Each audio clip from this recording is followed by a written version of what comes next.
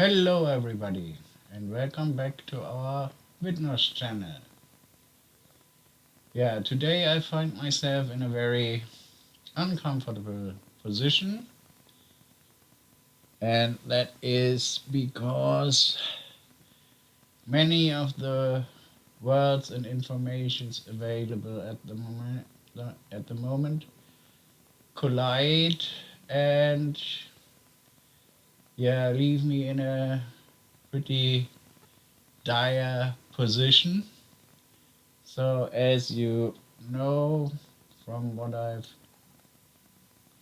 told over the series of videos we made, I have started this channel together with my 11-year-old son, and we made some fun Minecraft videos, and then he decided he wants to go more into Bed Wars and onto proprietary servers, so he spent a lot of time improving his combat skills, which wasn't very much or wasn't much to write home about and wasn't much to make videos about. So we started to make some videos about Chia because we came onto the Chia project, and as we also do some programming together, that was a chance for us to do something on the computer together. And everything developed. And as I've also told you, I have a degree in business administration, economics, and I also studied law. So uh, I'm always a bit I have problems with speculation, and there's a gray line in between speculation and fraud. And to bring it all up to the boiling point, a few weeks ago, my son asked me to transfer his pocket money savings, which is a sizable amount because of his prudence, and he saved his pocket money for years and all the money he had from his grandparents, and he wanted to put it into a bank account and open up uh, an exchange account so he could speculate. That was a bit of a problem because I mean it is his money, but he's only 11 years old, and uh, it is problematic regarding his ability to make informed decisions. So, in the end, we compromised onto something which I could underwrite. So, I opened up an account with eToro in my name, and we picked some stocks which he could invest in, but I would have the ultimate control about what he does. And so the last few weeks we did some trading in stocks, and he, of course, also had his eyes on the crypto market, which he wanted to invest in, and I did not allow him in that because of moral problems I have with speculating in cryptos. And you can, of course, see how the crypto market has developed over the last 3 weeks in comparison to the stock market. And if you see that Cardano, which was the one which I had mentioned as one of the coins which would be morally less reprehensive than any of the others, has doubled its value over the last 3 weeks or 4 weeks. When we started, it was $1.30 when we started, and I did not allow him to invest in Cardano. He wanted to invest all his fortune into Cardano, so he would have doubled his money by now. But I did not allow him to do so, so I'm in a very bad position at the moment. And it shows that morality actually implies costs, which you have to take on your chin if you want to make morally right decisions, and you have to eventually take financial hits on that one. So, yeah, where am I coming from, and why do I not allow my son to invest his money into something which I deem is morally reprehensive? So, what is the problem with moral, and what is the difference between something which is morally questionable and legally illegal? So, fraud is a legal term that involves the intentional deception to secure an unfair or unlawful gain, or to deprive a victim of a legal right. And it is an offense which is legally enforced if you commit fraud, and you will be held accountable for it. On the other hand, moral is something which is related or concerned with the principles or rules of right conduct, or the distinction between right and wrong. It is non enforceable in law,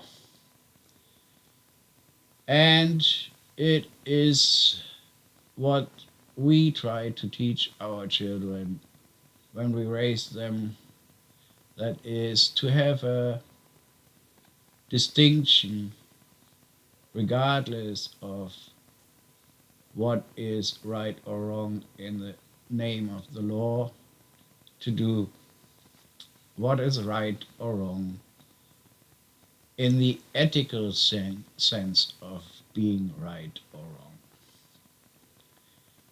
So, why do I think that speculating in cryptos is morally wrong? There we have to go back to our economics and the basics of economics.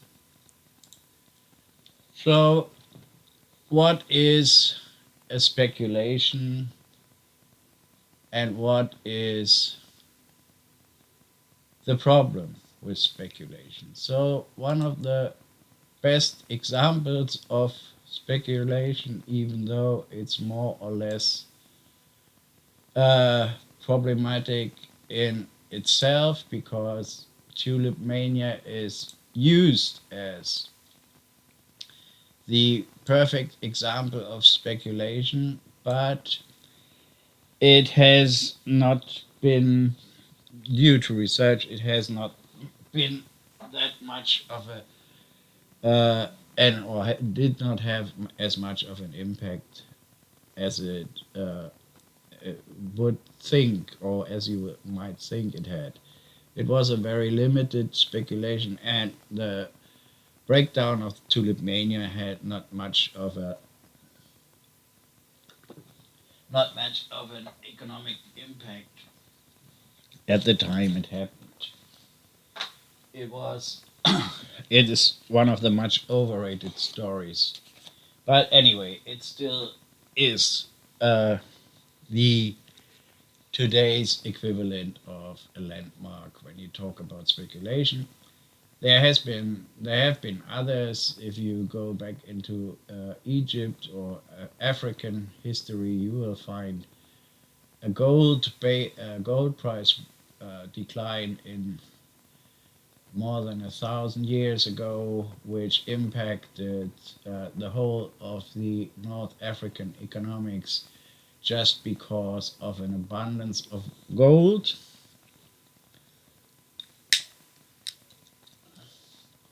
which led to about 100 years of economic ripples throughout the North African and Egyptian economics. So that would be a proper example of a speculation gone completely wrong, which impacted uh, whole economies. Or the housing bubble in 2008, which is much more of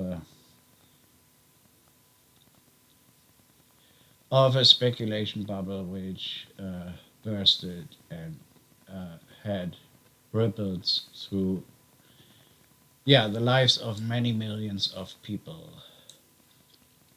all over the world.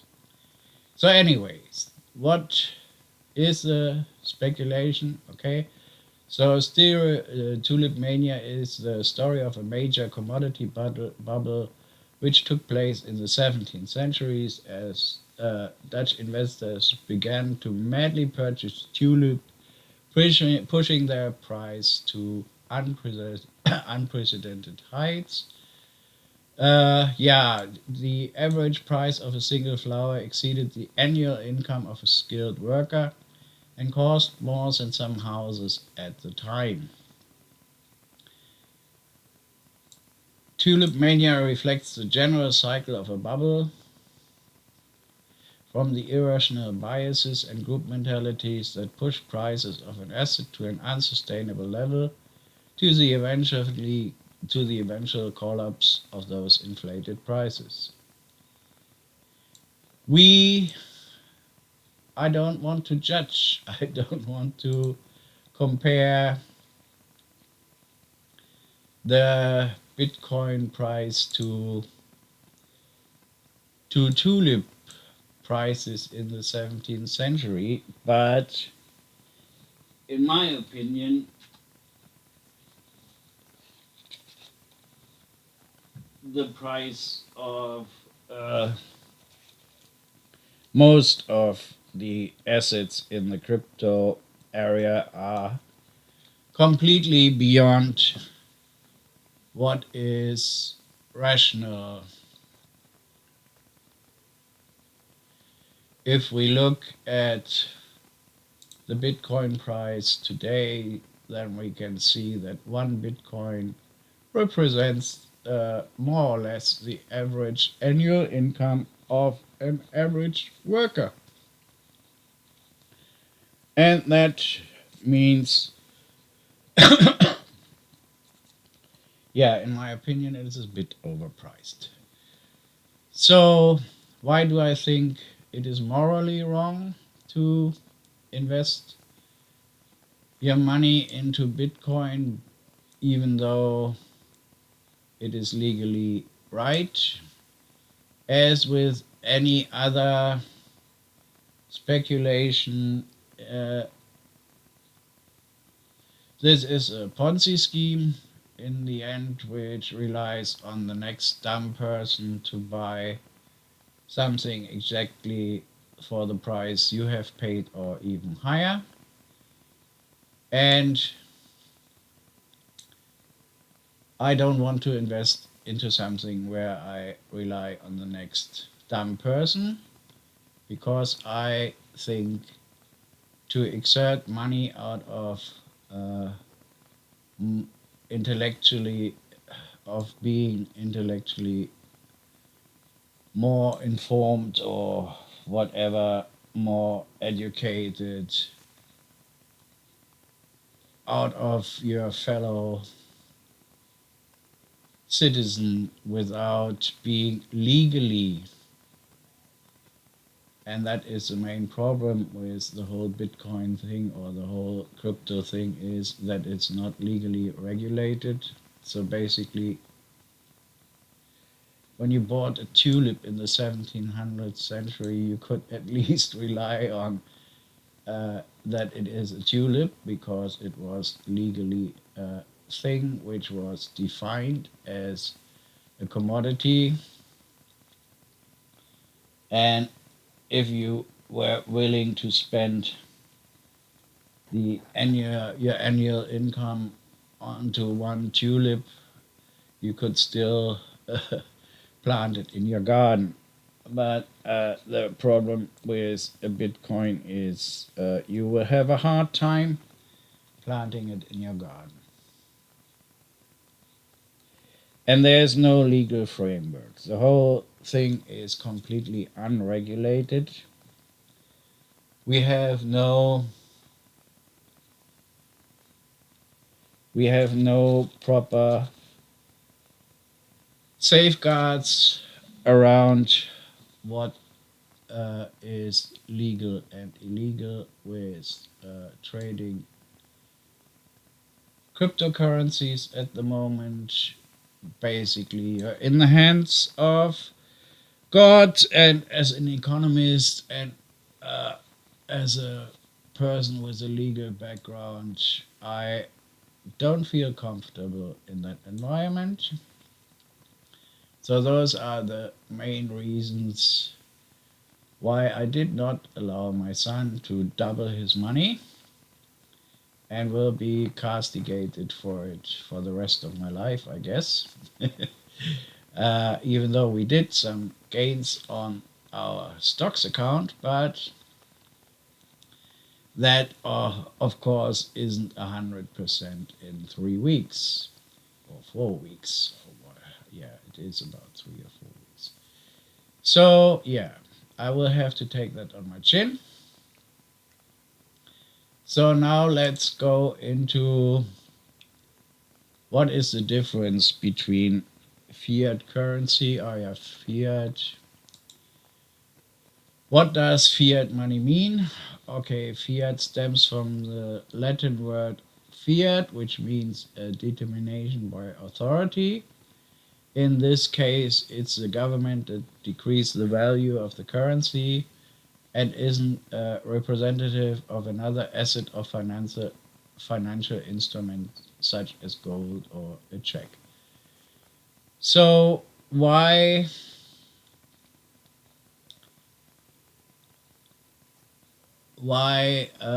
do I think that Bitcoin is not in any way comparable to fiat currencies? The main point here is government or authority, and in our Western democracies, government is us. So I have a say in my currency, may it be as little as one vote only, but anyway, I have a say in how the legal framework around the currency is set up. And as long as I decide to stay a citizen of my country and to exert my right to vote, there's nothing and nobody who can prevent me from having my say into it.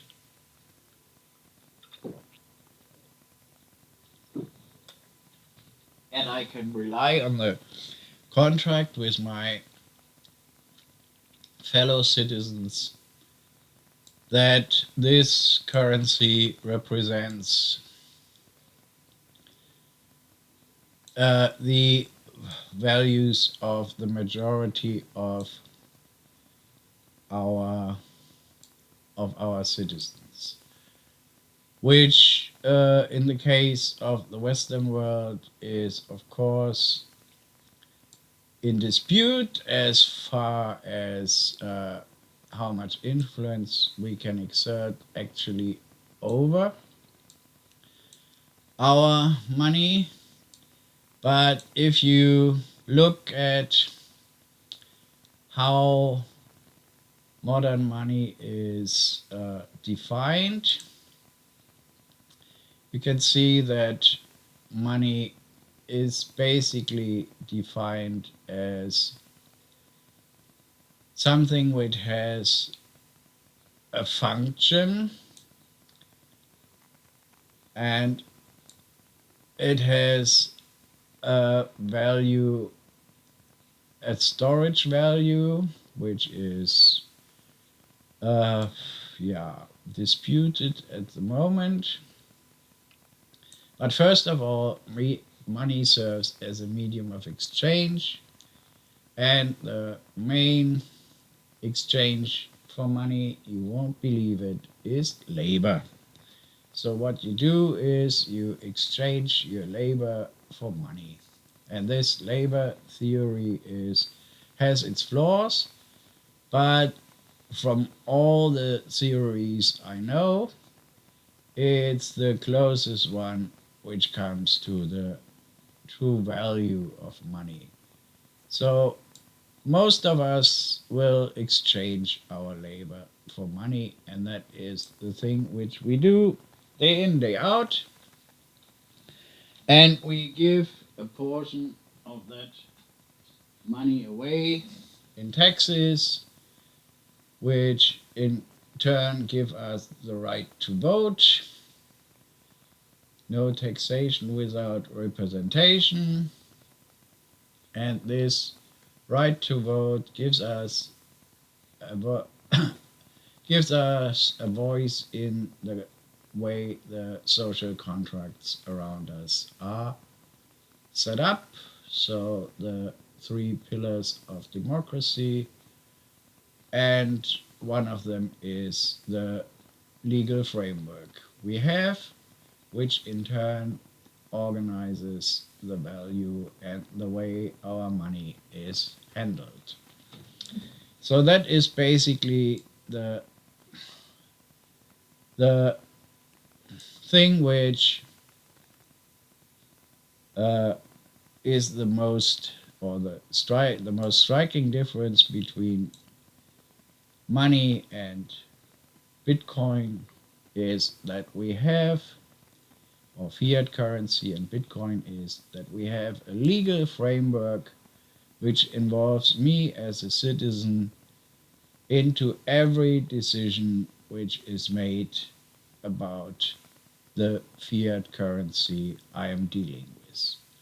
And if you look at the exchanges for money, then you can see that most of the non-free floating money, that means money which is pegged by government's decisions to either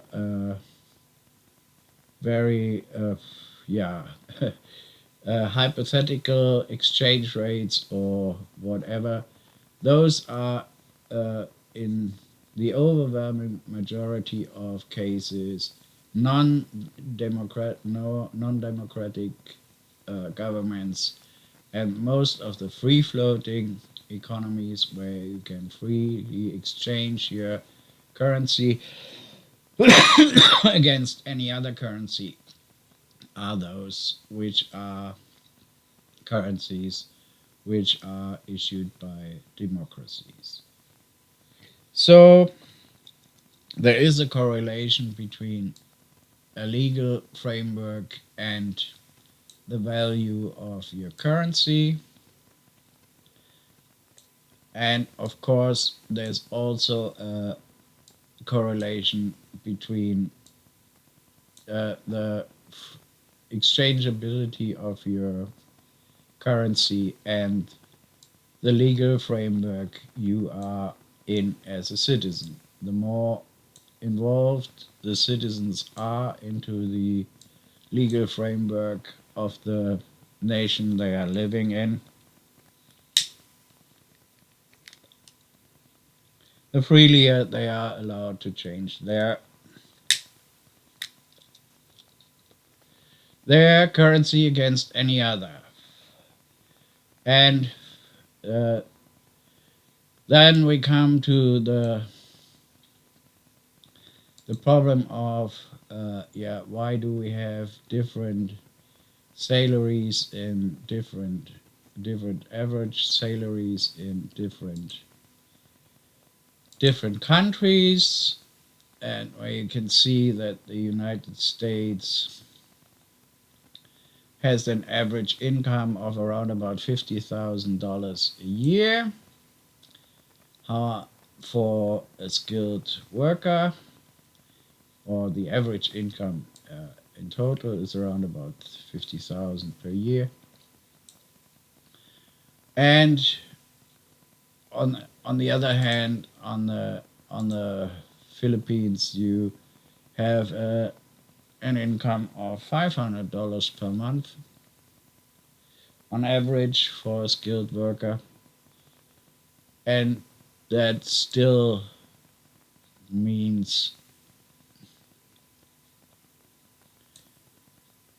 that they are free. But the problem is that that due to different levels of capital expenditure per work, and what we have in the moment is it is not the the how the what how the economic development of nations differs is mostly by knowledge. So the broader the knowledge, the broader or the higher the standards of search and development of research and development the higher the national income is. And you can follow this up when you look at how the R&D costs are, research and development costs. And here we have global R&D spending is almost 1.7 trillion per year, and 80% of that research of development is undertaken by just 10 countries in the whole wide world. The United States sees the highest proportion of investment in research and development coming from its business sector, and Germany and France, UK. So basically what you see is that the higher the living standard, the higher the costs, or the higher the investment in research and development is, which on the other hand, shows the necessity for a well-educated population. The most astonishing fact here was for me that Amazon spends far more on research and development than any other company. They spend 22.5 billion in 2018, 6 billion more than the second placed Alphabet.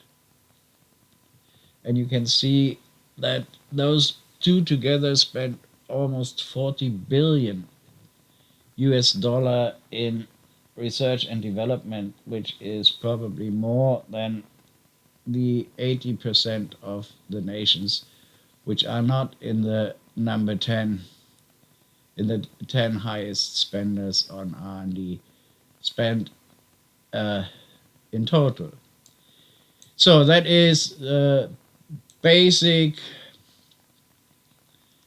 what is to say about fiat currency, and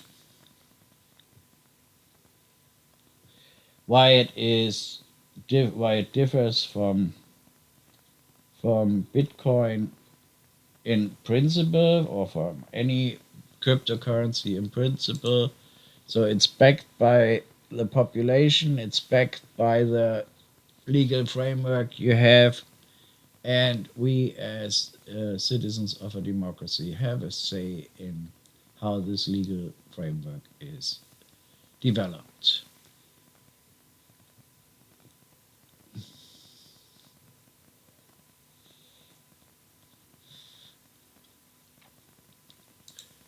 So there's a little sidestep here, which why okay, that is the next point. So you can freely exchange your currency, and you can freely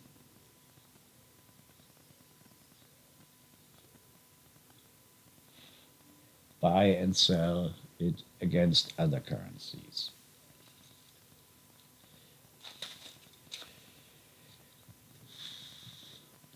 Going back to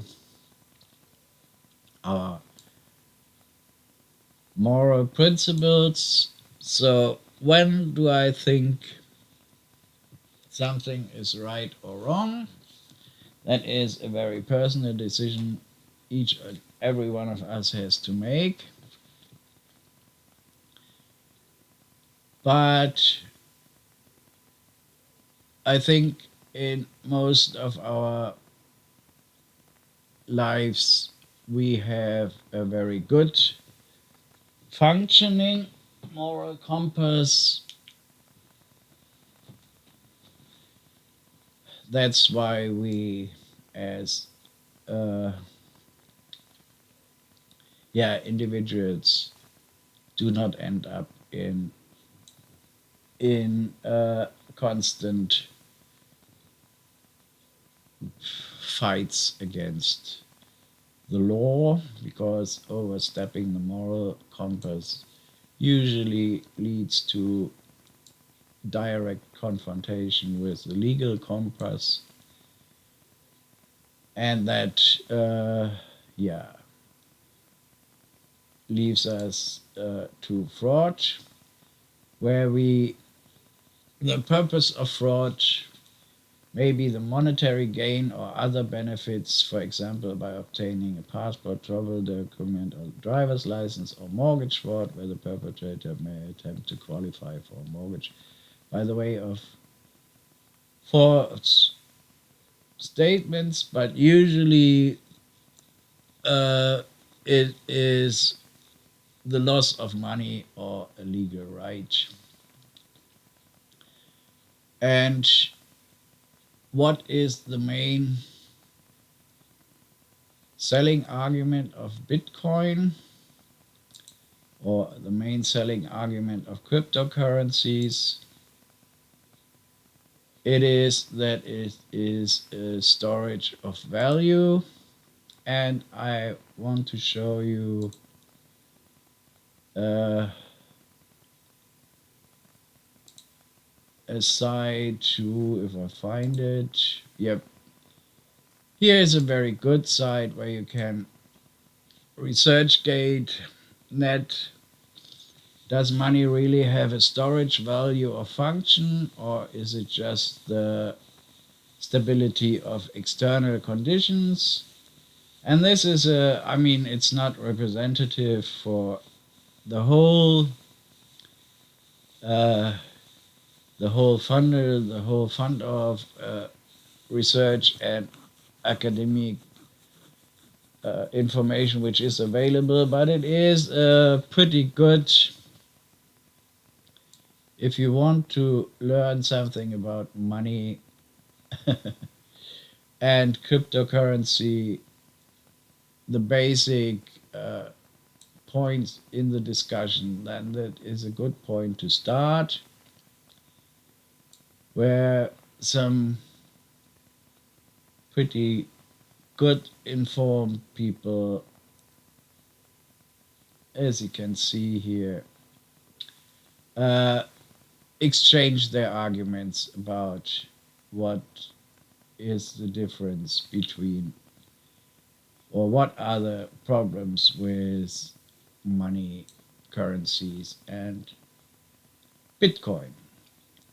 And when you look at the price for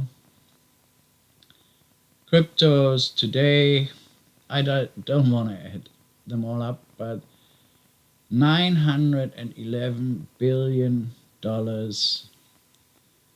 are stored in Bitcoin alone as of today. That is an enormous sum, and it is completely taken out of the circulation, which means nothing, no productive process. I mean, that is a generalization. There are probably some productive processes run by Bitcoin, but in the end, it is mostly like Vermeer or Michelangelo or whatever, Picasso, hanging at your wall and just representing the numbers without doing any good for the wider society. So no production process is funded by those $911 billion stored in Bitcoin. No bread is baked, nor a bicycle produced, nor a computer built. Nothing is benefiting from those $911 billion sitting in Bitcoin. They could also be in a swimming pool if they fit in there. It would be the same purpose. I know it's a bit harsh and a generalization, because there might be some processes funded by Bitcoin, but that is so marginal that it is not actually worth talking about it. So, coming back to my original point is, why do I think, or why do I have problems? Why do I think of fraud when I think about the price of crypto? Yeah, I think, like in any other Ponzi scheme, you might not want to focus your attention on the fact that it is a Ponzi scheme. But as there is no benefit for the wider public, this whole thing only depends on the next idiot paying more than the previous one.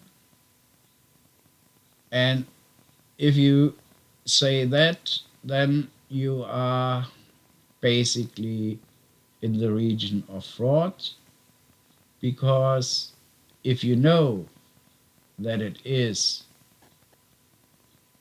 a Ponzi scheme, and if you know that it is just a tulip, then you know that you can't reasonably accept a payment of $46,000 for it. You can you can put up all the defenses you want, but if we put it back to tulip mania,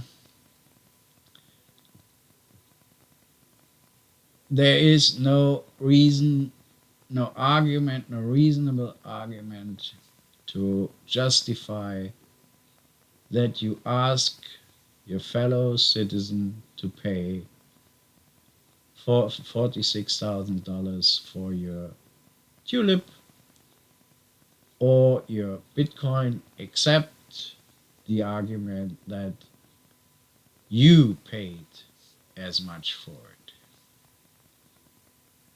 And when you know that you were an idiot to do so, then you know that you're committing fraud. And when you just think you might be an idiot, then you are morally wrong. So that is the reason why I did not allow my son to double his money on Bitcoin. And are we morally or financially bankrupt? I don't know. The economic models we used to have in the past didn't work for the last 10 years or for the last 13 years since 2008 because of the complete different roles central banks played within the supply chain of money. In my opinion, we are financially bankrupt because of the disparity between the GDP and the amount of debts the democracies have accumulated over the last 15 years, or let's say since 2008. There's no way. There is no way, given the amount of, or given the average wage. So when you look at the average wage and the rate of debt to GDP, then you see that over the last 15 years, basically the wages have been stagnant, whereas the debt has quadrupled, I think. So, given the how much taxes you can raise, there is basically no chance that those debts will ever be repaid. Not by us, not by our children, not by our grandchildren, and not by our grandchildren. So there will be some sort of forced adjustment, whatever this will look like. And yeah, that will have wider implications into the money and financial systems, and that might be one of the arguments for the high price in cryptocurrencies at the moment. But in my opinion, if we have a financial meltdown, it will also affect cryptocurrencies. It will not mean that when you have stored your money into cryptocurrencies, you will escape the wider market implications of the breakdown in our financial markets. If you are not able to move into another economic sphere, let's say kind of a gated community somewhere in the Alps where you can just sit among your fellow billionaires and watch the rest of the world descend into chaos. You will be part of the party. Will it be tomorrow? No, I don't think so. Will it be the day after tomorrow? I don't think so as well. I think it will be a long decline. It will be crisis after crisis, and yeah, I don't see a point where we will just wake up and say, tomorrow is the day or today was the day. No, we will basically have to suffer the pain we have covered up with monetary bandages. It was supposed to come back. I mean, it wasn't. What it was it was the yeah, how can I put it? It was the try, or they tried to save the economy from collapse, and then they found out that in doing so they could make some extra money, and yeah, that corrupted the whole system. So this extra money has to be paid, has to be repaid, and everybody who is part of the system has to ask him or herself how morally bankrupt they are. Yeah, I have no answer to that one. But I hope that this little video with its 20 or 30 views might have an impact onto 20 or 30 people,